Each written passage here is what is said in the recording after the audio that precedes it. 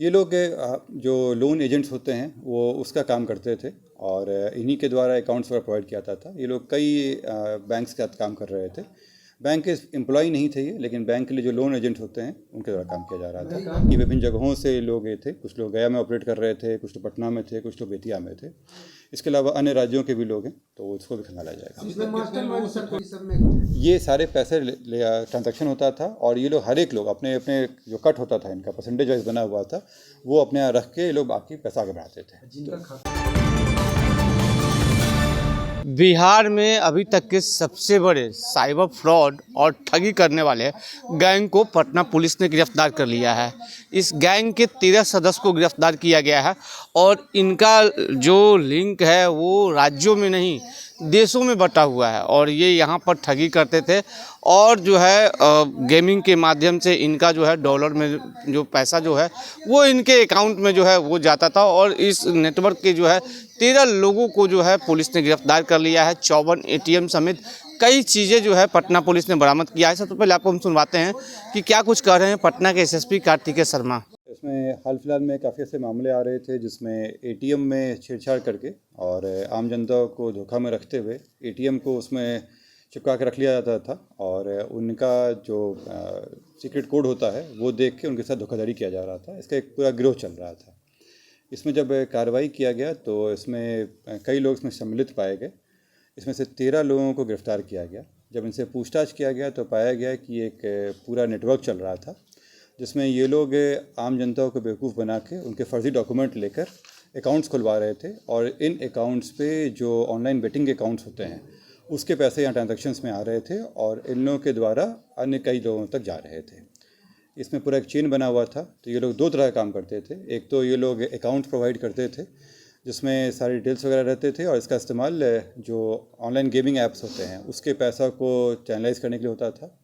और दूसरा जो ATM में छेड़छाड़ करके आम लोगों का जो ATM को रख लेते थे और उसके धोखाधड़ी का जो पैसा होता था उसको भी इस्तेमाल करते थे।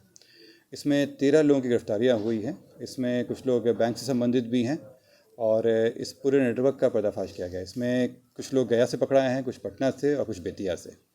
और जो अकाउंट्स वगैरह पाए गए हैं वो सारे डिटेल्स निकाले जा रहे हैं। इसमें इन कई अकाउंट्स में जो है वो भारतीय करेंसी के अलावा विदेशी करेंसियों का भी इस्तेमाल किया गया है और कुछ को जो पेमेंट किया गया है वो बाइनेंस अकाउंट जो क्रिप्टो करेंसी के लिए भी इस्तेमाल होता है उसमें भी किया गया है। और इन सभी में जो अन्य लोग भी हैं उन पे भी हम लोग नज़र रख रहे हैं। 13 लोग फिलहाल जा रहे हैं और जो आगे बैंक के स्टेटमेंट वगैरह है उसका आगे कार्रवाई किया जाएगा। किस बैंक के अधिकारी यहाँ कर्मी हैं? ये लोग जो लोन एजेंट्स होते हैं वो उसका काम करते थे और इन्हीं के द्वारा अकाउंट्स वगैरह प्रोवाइड किया जाता था। ये लोग कई बैंक्स के साथ काम कर रहे थे।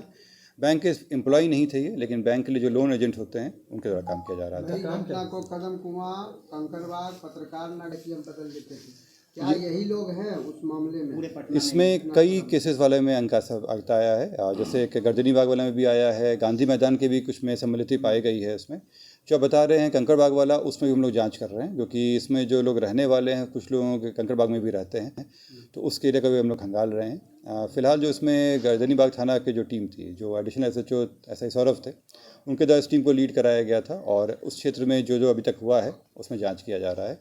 इसमें अन्य जगहों का भी निश्चित रूप से आएगा क्योंकि जिस तरह का ट्रांजैक्शन है भारी संख्या में, तो इससे निश्चित है कि कई लोगों को इन्होंने धोखा दिया है। क्या कुछ बरामदगी? इसमें इन लोगों के पास से जो किट होता है, जो अकाउंट का किट वगैरह होता है वो मिला है। करीब इनके पास से 54 ATM कार्ड मिला है, 11 पासबुक है, 23 मोबाइल सिम के साथ मिला है। ये सारे इनमें से किसी के नाम पे नहीं थे, ये सब फर्जी वाले थे। 5 सिम है इसमें अलग से मिला है, 5,900 रुपया है, 2 4 चक्का वाहन है और 28 चेकबुक और एक पासपोर्ट इनके पास से बरामदगी हुई है। आप देख सकते हैं कि 54 ATM कार्ड मिलना अपने आप में ही एक बहुत बड़ी संख्या देता है। और जैसे मैंने बताया कि विभिन्न जगहों से लोग ये थे, कुछ लोग गया में ऑपरेट कर रहे थे, कुछ लोग पटना में थे, कुछ लोग बेतिया में थे। इसके अलावा अन्य राज्यों के भी लोग हैं, तो उसको भी खंगाला जाएगा।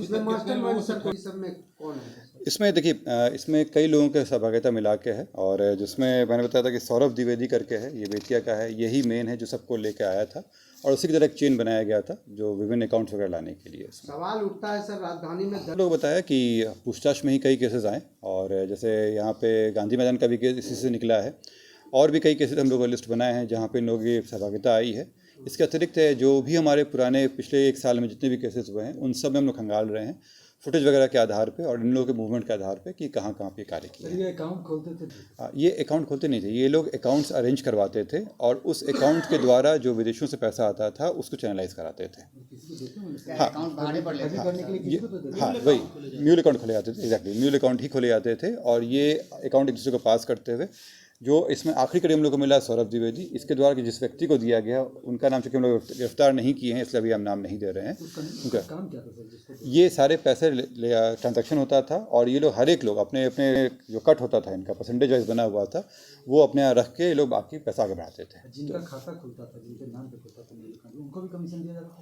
वही हम लोग निकाले हैं जो अभी तक हमारी जानकारी में आया है। ये लोग करते क्या थे कि कॉर्पोरेट अकाउंट खुलवाते थे, क्योंकि जो इंडिविजुअल नाम से होता है उसमें अगर भारी ट्रांजैक्शन होगा तो उस पर होल्ड लग जाता है, तो ये लोग कॉर्पोरेट अकाउंट खोजते थे और उसके द्वारा करते थे। जो हम लोग को अभी जानकारी आई है जिसमें जो अभी तक मामले मिले हैं उसमें उन लोगों की जानकारी के बिना में फर्जीवाड़ा करके अकाउंट्स खोला गया है। तो ये तो साफ है ना सर कि कंपनी फर्जी? कंपनी फर्जी नहीं है, कंपनी की जानकारी के बिना में उसके नाम पर चल रहा है।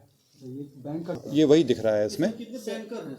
इसमें जो बैंक के लिए लोन एजेंट्स होते हैं उनका अभी तक आया है और जो अकाउंट्स खुले हैं उसका डिटेल्स हम निकलवा रहे हैं कि उसमें सत्यापन क्या कराया गया, तब वो बैंक की जिम्मेदारी तय होगी इसमें। तो आपने बिल्कुल सुना, बेतिया, गया और पटना से ये गैंग का जो है वो लिंक जो है वो जुड़ा गया था। उसके बाद कई लोगों को इसमें 13 लोग अभी तक गिरफ्तार हो चुके हैं और एसएसपी ने साफ तौर पे कहा है कि इसका तार जो है कई जिलों से अभी और जुड़ रहा है और चूँकि इसका तार जो है विदेशों से और दूसरे देशों से जुड़ा हुआ है और तमाम बिंदुओं पे पुलिस जो है वो छानबीन कर रही है।